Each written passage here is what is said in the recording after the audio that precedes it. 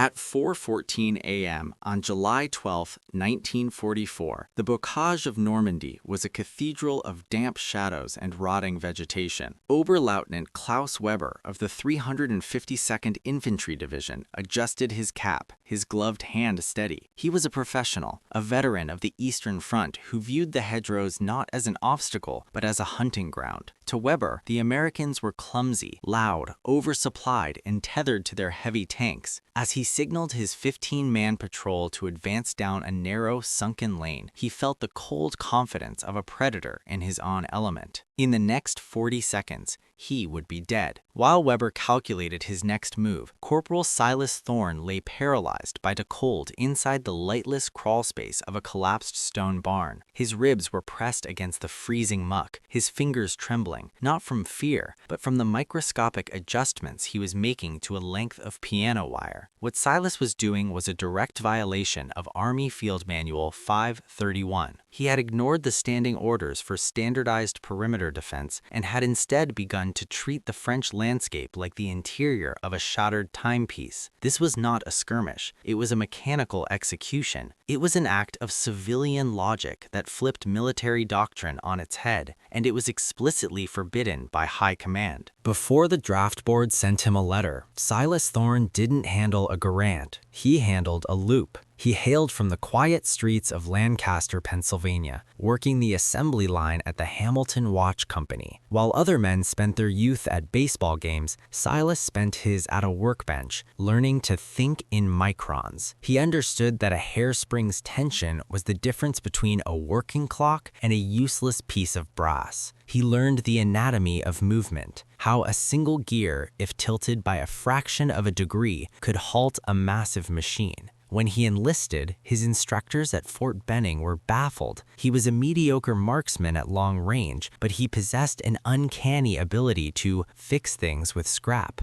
During training, he was reprimanded for dismantling his rifle's trigger assembly to smooth out the sear engagement. To the Army, Silas was an outlier, a man who looked at a battlefield and didn't see a map, but a complex series of angles and tensions. The tactical problem was a 300-yard stretch of the Chemin des Morts, the Path of the Dead. A German Jagdkommando patrol had turned this lane into a slaughterhouse. They were untouchable by standard army doctrine because they moved with a synchronized, irregular cadence that made mortar coordinates useless. The cost of following the official methods was written in blood. PFC Tommy Miller, 19, from Columbus, Ohio. He was an aspiring cartoonist who carried a sketchbook in his tunic. He died on the first day of the push, shot through the neck while attempting a textbook flanking maneuver. Sergeant Hank Russo, 24, a father from Brooklyn. He had a 3-year-old daughter who would grow up knowing her father only through the silver dollar he sent home, the one he used to flip for luck before every patrol. He was cut down by an MG-42 because his captain insisted on a frontal assault. Captain Sterling, a West Point man with polished boots and a rigid adherence to the manual, refused to listen to Silas's unorthodox observations. "We do it by the book, Corporal," Sterling had barked. "I will not have my men playing with clockwork toys in a combat zone." Silas stayed behind after the failed assault, watching the Germans through his binoculars. He noticed a tiny flaw the West Point strategists had missed. The Germans always stepped over a specific, gnarled oak root at the lane's bend to avoid the deep mud. He calculated the reconnaissance data in his head. The slope was exactly downward. The German boots hit the ground with an average force of 180 pounds. Silas presented a plan to synchronize 4 M2 Bouncing Betty mines using a master trip relay he'd fashioned from a salvaged clock mainspring. Sterling's response was immediate. "If you touch that ordnance without a direct order, Thorne, I'll have you court-martialed for unauthorized field modifications." That night, Silas went rogue. He slipped out of the barn with 0 support, 4 stolen mines, and a spool of high-tensile wire. He wasn't going to fight a war. He was going to set a movement in motion. The air in the sunken lane smelled of fermented apples and wet limestone.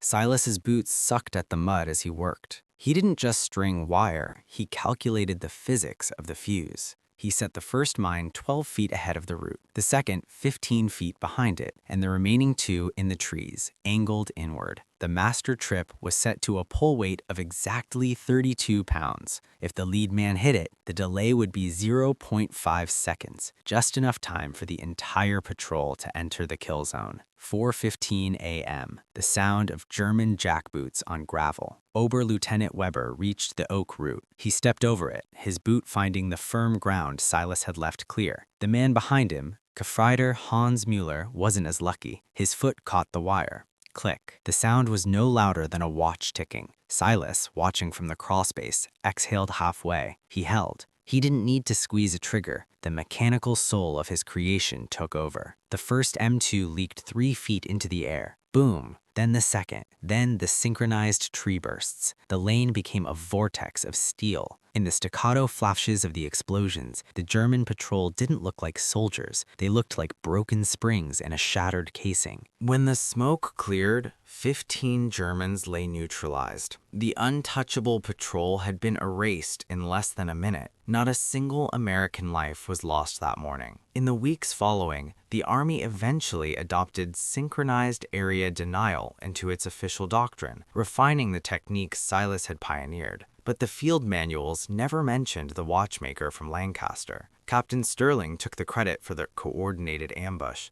and Silas Thorne was transferred to a motor pool.